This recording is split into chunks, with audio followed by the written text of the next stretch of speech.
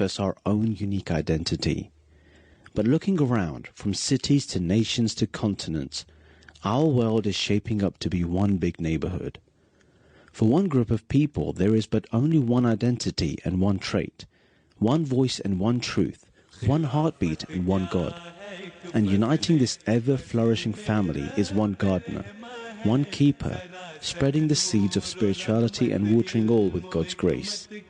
One man who walks day and night to every corner of the world to embrace every beloved soul and gather all of God's seeds. Hazrat Mirza Masroor Ahmad, Khalifatul Masih V, the successor to the promised Messiah ﷺ, and source of the same light as the Holy Prophet Muhammad ﷺ, now visiting the far east of our small world once again. Join us in this special series for the incredible journey of Hazrat Khalifatul Masih to the nations of Singapore and Australia, and let us bring you closer to the far side of the world.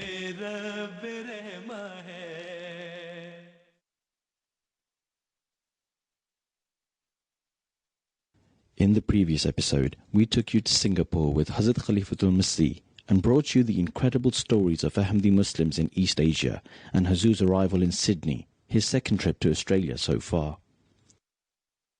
The Australian Ahmadiyya community is one of the earliest international communities established outside of India.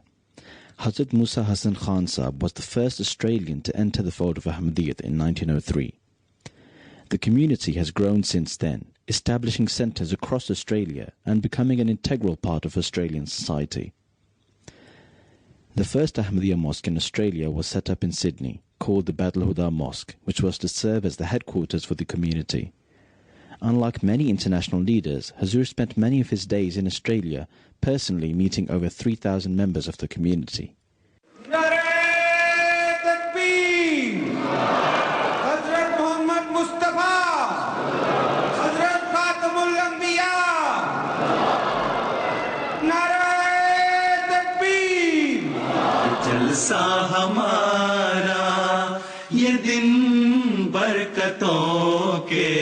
The arrival of Hazrat Khalifatul Masih in Australia was the perfect opportunity to hold one of the key events in the Ahmadiyya calendar, the National Annual Convention, otherwise known as the Jalsa Salana.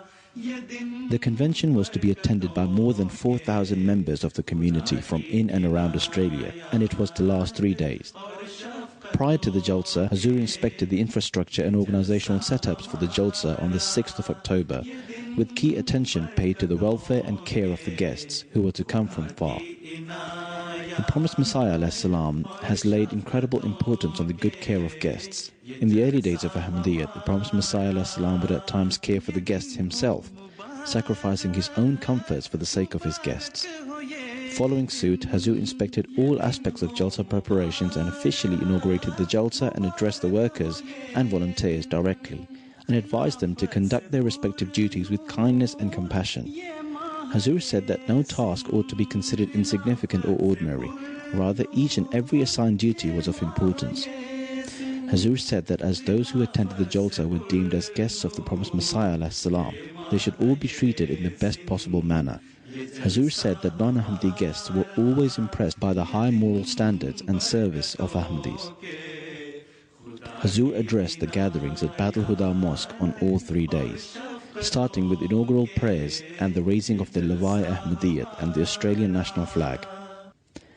The first address was on Friday the 4th of October, where Hazur said that the first small Jalsa that took place just 123 years ago in the small little hamlet of Qadian is today being held in all the continents of the world. It's being held in a faraway continent like Australia, which is thousands of miles away from Qadian, and thousands of men, women and children are participating in it. Hazur said that this same Jalsa, almost 1 month ago, was held with great majesty in the capital city of that country which governed over India for a very long period of time. Today, the officers and leaders of that country, and even the priests of that country, could not remain content without declaring that the message of Ahmadiyya Jamaat is the message of gathering people together, and that this message is the message of love, affection and brotherhood, and that this message needs to be spread throughout the world. अब अहमदी होने के बाद इन बातों और इन चीज़ों और उन तौक़ुआत की तलाश की ज़रूरत है जो हज़रत मसीह मौऊद अलैहिस्सलातु वस्सलाम ने हमसे की हैं। ये जलसे के 3 दिन क्योंकि इज्तिमाई तौर पर रूहानी माहौल के दिन हैं, इसलिए इन दिनों में ख़ास तौर पर तलाश करके और यहाँ के प्रोग्रामों से फ़ायदा उठाकर हमें एक हकीकी अहमदी बनने की कोशिश करने की ज़रूरत है। On Saturday, 5th of October, Hazur made another address, this time to Lajna members of the community, reminding both men and women of their duties towards each other, their children and their faith, and how all should live their lives in a manner which portrays the best example for others. अगर तकवा हो तो कभी मसाइल इतने न बढ़ें जितने अब बढ़ रहे हैं। लड़के भी माहौल के बदअसर से बचने की कोशिश करेंगे जब नेक लड़की की तलाश में होंगे, तो फिर लड़कों को खुद भी नेकी की तरफ माइल होना होगा। ये नहीं हो सकता कि लड़के तो आवारागर्दी में मुब्तला हों और नेक लड़कियों की तलाश हो। तो खुद भी जब नेक लड़की की तलाश होगी तो तकवा पर चलना होगा। लड़कियां भी जब ये देखेंगी कि हमारे रिश्तों की बुनियाद नेकियों पर है, तो फिर वो अपनी दुनियावी ख्वाहिशात के बजाय अपने गैर ज़रूरी फ़ैशनों के बजाय, एक हद तक फ़ैशन भी जायज़ है, लिबास की खूबसूरती भी जायज़ है, श्रृंगार भी जायज़ है, लेकिन जब ये हद से ज़्यादा बढ़ जाए तो ये फिर तकवा से दूर हटा के ले जाता है। तो जब लड़कियों को भी पता होगा कि हमारे रिश्तों के मयार क्या हैं, तो वो ज़ाहिर है वो नेकियों पे कायम होंगी। तो ये दो तरफ़ा अमल है, लड़कियों को भी नेकियों के कदम मारने होंगे और लड़कों को भी। Hazur made his concluding address to the Jalsa Salana of Australia to more than 4,000 guests on Sunday the 6th of October, where he spoke of jihad in the modern day. Hazur said that we firmly believe in jihad, however the type of jihad required in the modern era has changed. At this time, no government or organization is physically attacking Islam in the name of religion. If Islam is being attacked today, it is not by the sword, but through the press, through the media and through preaching. And so it is the need of the time that we respond using the very same means. That is what the promised Messiah ﷺ taught, to fight with our pens and not with our swords. पर ये वाज़ेह होना चाहिए कि इस्लाम की तरक्की अब खिलाफत के साथ वाबस्ता है, ना कि किसी मौलवी और किसी ग्रोह या किसी हुकूमत के साथ। बस यही वजह है कि आज अल्लाह ताला ने जमात अहमदिया को दुनिया का रहनुमा बनाया है, जो हकीकी इस्लाम पेश कर रही है, जो ख़ातमुल खुलफ़ा के बाद अल्लाह ताला के वादे के पूरा होने की शर्त को पूरा होते देख रही है, जो इनफरादी और इज्तिमाई इबादतों में भी तरक्की कर रही है और रूहानी और माली कुर्बानियों में भी आगे बढ़ रही है, माली और जानी कुर्बानियों में भी आगे बढ़ रही है और इताअत के आला नमूने भी दिखा रही है। अल्लाह ताला ने हज़रत मसीह अलैहिस्सलाम से जो वादा फरमाया था, उसकी शर्तें पूरी करने वाले तो पैदा होते रहेंगे इंशाअल्लाह ताला। हज़रत सल्लल्लाहु अलैहि वसल्लम ने जो पेशगोई फरमाई थी वो तो पूरी होगी इंशाअल्लाह ताला, लेकिन हर अहमदी को ये फ़िक्र भी होनी चाहिए कि वो और उसकी नस्लें कहीं इस शर्त को पूरा ना करके इनाम से महरूम ना हो जाएं। After the concluding session, Hazur held the Bai'at ceremony, or initiation into Islam Ahmadiyya.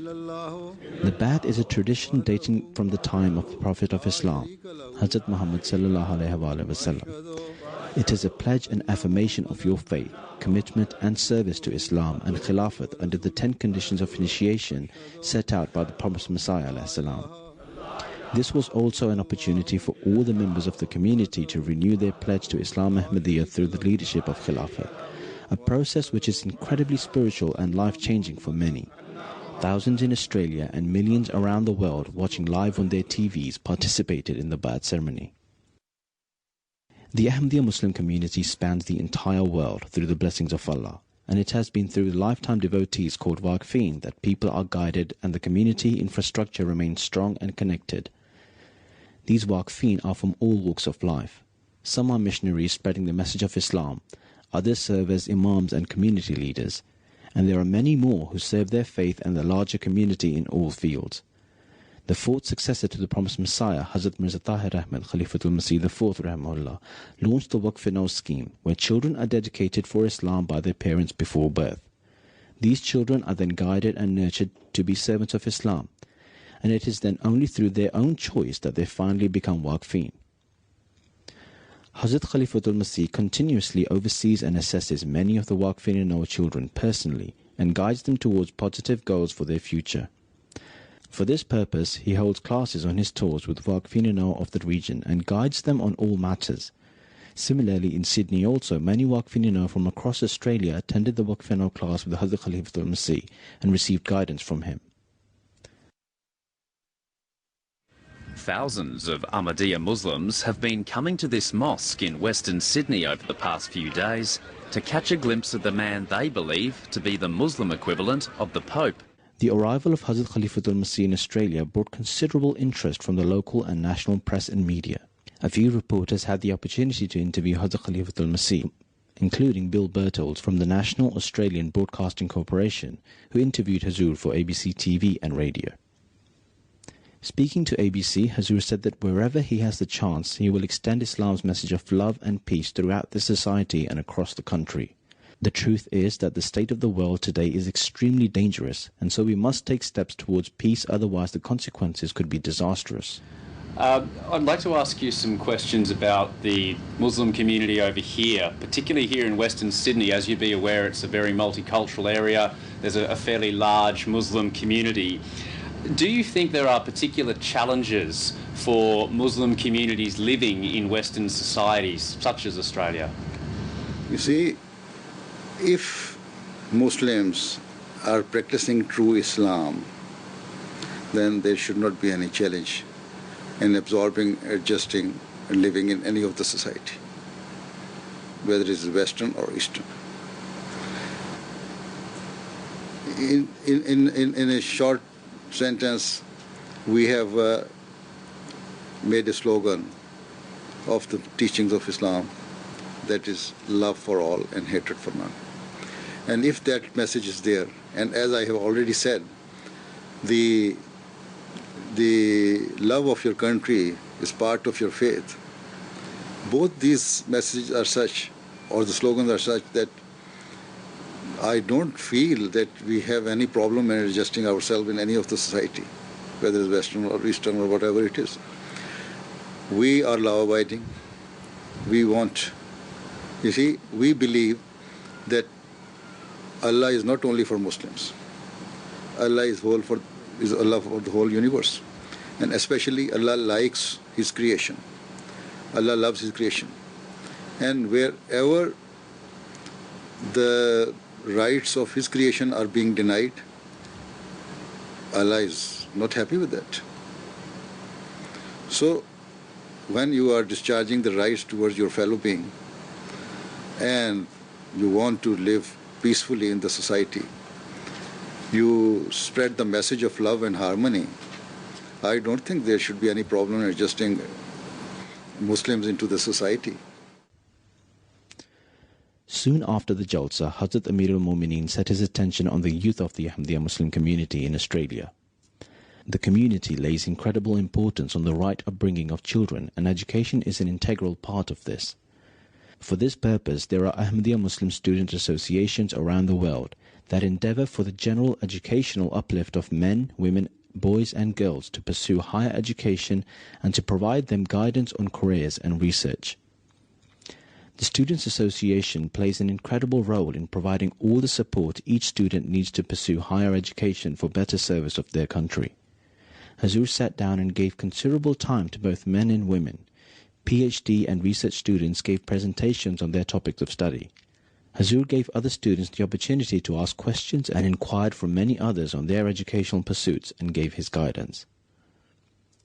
The Holy Prophet of Islam ﷺ gave immense importance to education, and the Quran has made it compulsory for all men and women, young and old. In today's world of economic and political turmoil, the example of the Khalifa of Islam is unparalleled and unseen. Here is an international spiritual leader who not only has genuine concern for the education of all the members of the community, but is actively involved with all student associations around the world and constantly urges students to reach the highest stations of professionalism in all fields.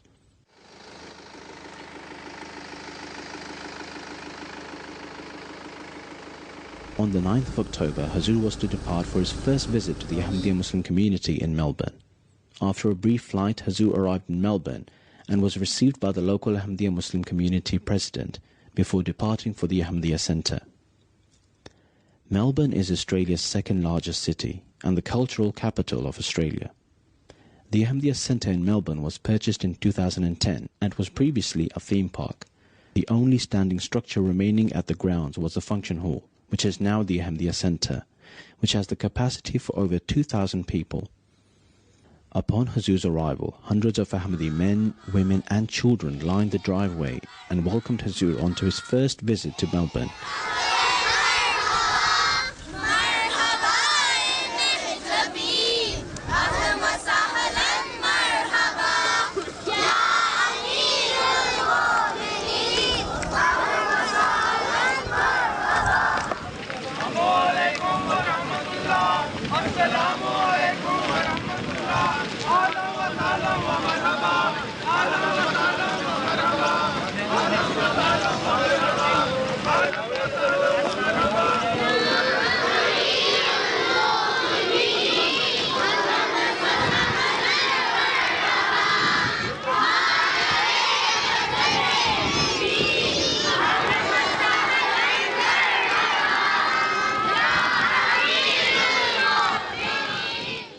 After arrival, Hazur led the Zuhur and Asr prayers. Apart from his other activities, Hazur met personally with many families and individuals from Melbourne. On the 11th of October, Hazur officially inaugurated the Ahmadiyya Centre in Melbourne and delivered the Friday sermon where he said that those of us who claim to be in the Ba'ath of the promised Messiah ﷺ need to self-analyze as to how much are we fulfilling the objective of his advent. He said that faith is strengthened by perfect belief in God, but there is too much reliance on worldly resources. Today, reliance on God has become secondary while the importance of worldly people and worldly matters have become foremost. If we have not recognized the being of God as it is due even after taking Ba'ath, then it is of no value to call ourselves Ahmadi. If we today please our worldly masters more than God, then we do not fulfill the objective of the advent of the promised Messiah ﷺ. फिर फरमाया कि इताअत के मयार हासिल करो। इताअत ये नहीं कि खलीफा वक्त के या निज़ाम जमात के फ़ैसले जो अपनी मर्ज़ी के हुए दिली खुशी से कबूल कर लिए और जो अपनी मर्ज़ी के ना हुए उसमें कई किस्म की तावीलें पेश करनी शुरू कर दी, उसमें एतराज़ करने शुरू कर दिए। फरमाया कि ये बैत का दावा अगर है तो फिर इताअत भी कामिल होनी चाहिए।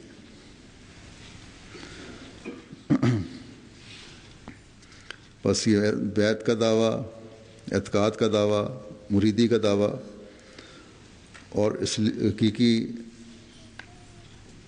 इस्लाम पर अमल करने का दावा या मुसलमान होने का दावा तभी हकीकी दावा है जब ये ऐलान हो कि आज बैत करने के बाद मेरा सब कुछ नहीं रहा,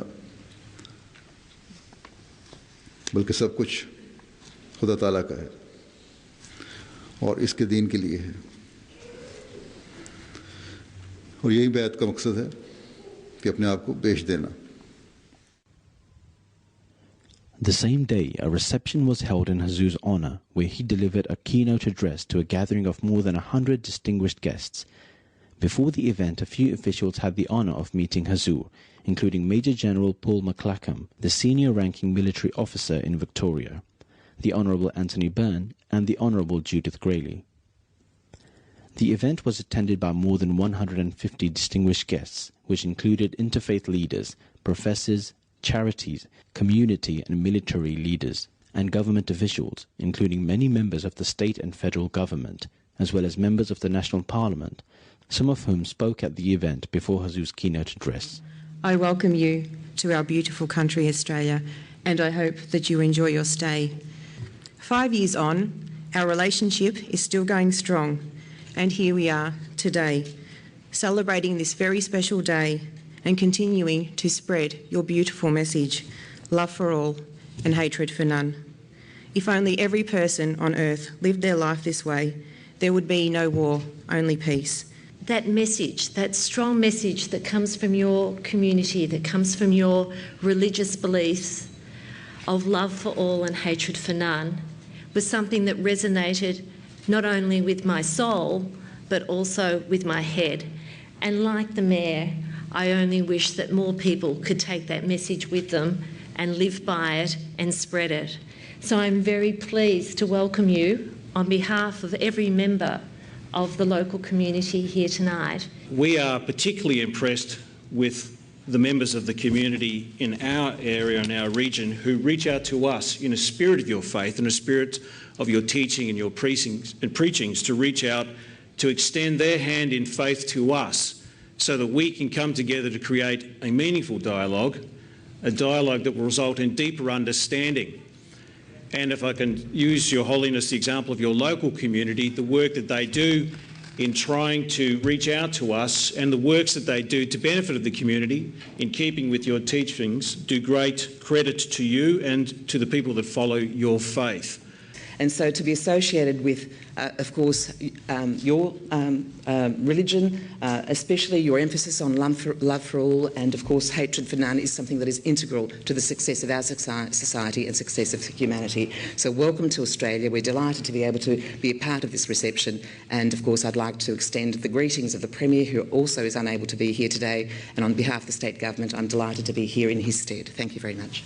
The key themes espoused by His Holiness in many of his addresses, those of religious tolerance, loyalty to country, rejection of extremism, rebellion, disorder, commitment to community and the pursuance of peace, they resonate with the key values of the Australian military and all true Australians. I honour the sacrifices and risks you take to bring these messages to the world, and thank you for your gracious visit to our country.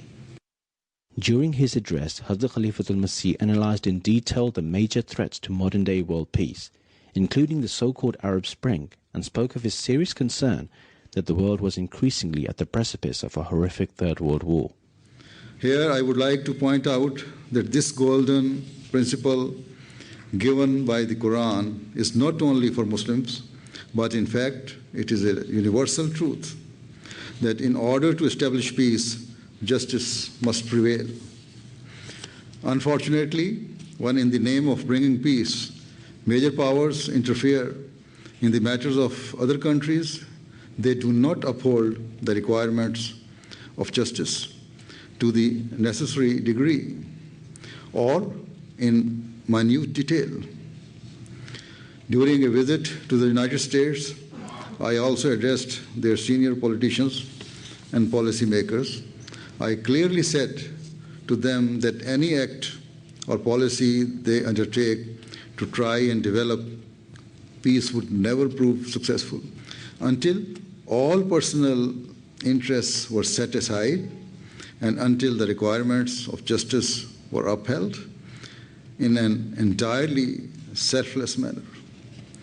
I loved it. I can see why he's a leader of world peace, because he said exactly what I wanted to hear, and he touched on the countries and the problems of the world, and I can see why he is getting on with the heads of governments of other countries, and I wish all Islam leaders were like that, and we wouldn't have any trouble in the world. It was an absolute honour for me to meet His Holiness. Truly, the values that the Ahmadi culture actually preaches are very, very close to our own. The love for all, hatred for none is a fantastic message, and it's something that the entire community should embrace. Well, I thought his speech was very challenging, and I thought it was very important for us to be confronted with issues of the lack of justice in our world and the real importance of getting all people together to work together. There's not some people good, some people bad.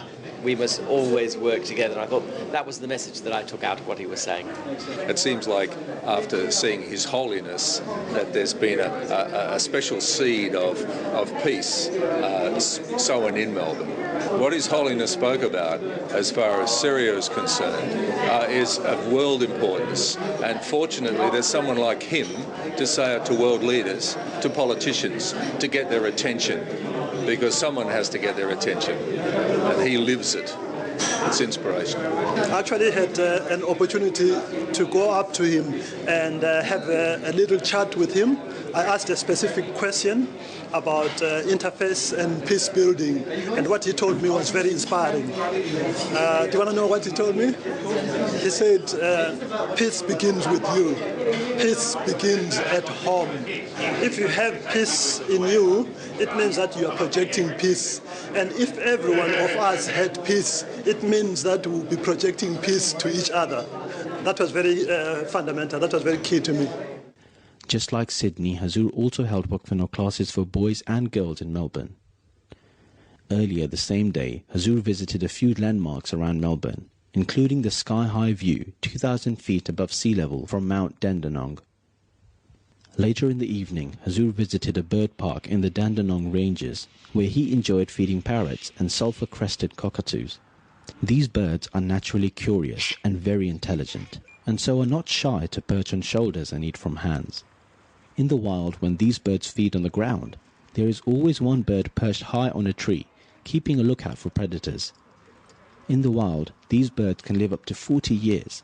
Some birds have even lived up to 70 years in captivity. The next day, Hazur held classes with students from Melbourne and advised them on various matters concerning their education.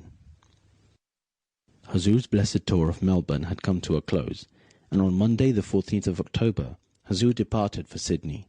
The Melbourne community gathered outside the Ahmadiyya Centre on a rainy morning to bid farewell to their Khalifa.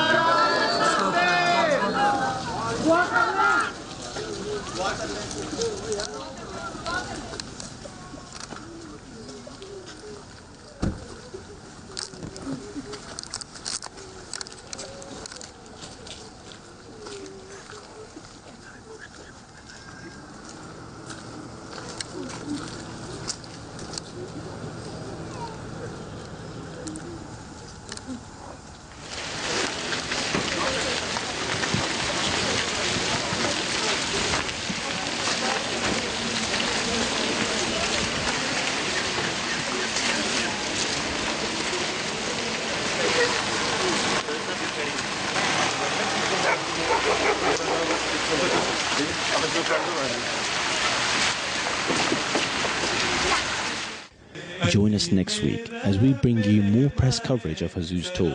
As leader of the Ahmadiyya, you've spent a lot of time promoting interfaith dialogue with followers of other streams of Islam. Has your work been successful? The historic reception held in Hazur's honour in Sydney. Peace is Islam, and he's carrying the message of Islam to Australia in a way that no others have done. And it was just a beautiful message to convey to the wider Australian society. And Hazur's visit to Brisbane. If you wish to catch up on any missed episodes, please go to www.ondemand.mta.tv to catch all episodes, as well as other MTA programs on your PC, tablet or smartphone.